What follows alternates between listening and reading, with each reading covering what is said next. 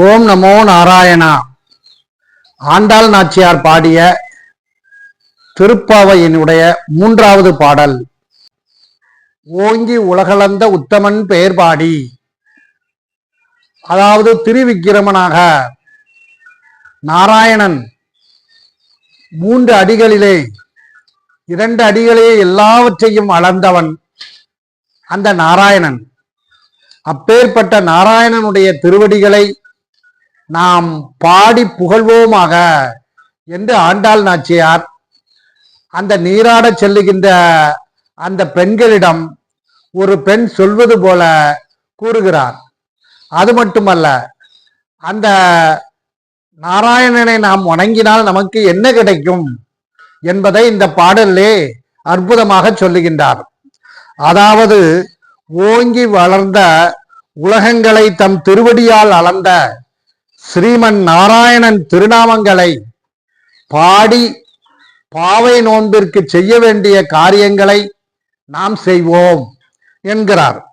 அது மட்டுமல்ல, குளத்திலே நீராடி நாடு முழுவதும் நல்ல மழை பெய்வதற்கு அந்த பெருமாளை வணங்குவோம்.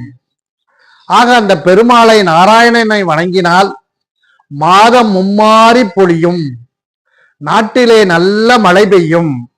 அது மட்டுமல்ல, அந்த மழை பெய்கின்ற காரணத்தினாலே செந்நெல்கள் நெற்பயிர் நன்றாக விளைந்து வளரும்.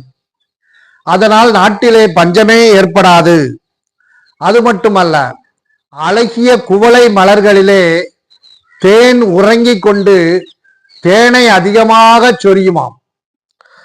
மேலும்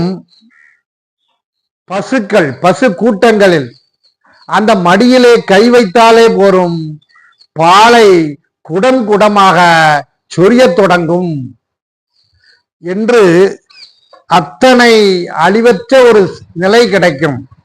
அழிவற்ற செல்வத்தை நமக்கு தருவான். ஆக இந்த நாராயணமூர்த்தியை நாம் வணங்கினால் நமக்கு இதெல்லாம் கிடைக்கும்.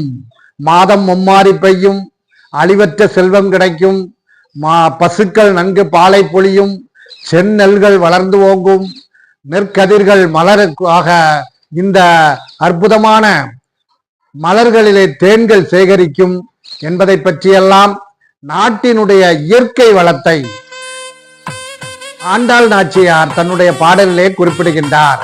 ஆண்டாள் திருவடிகளே சரணம்.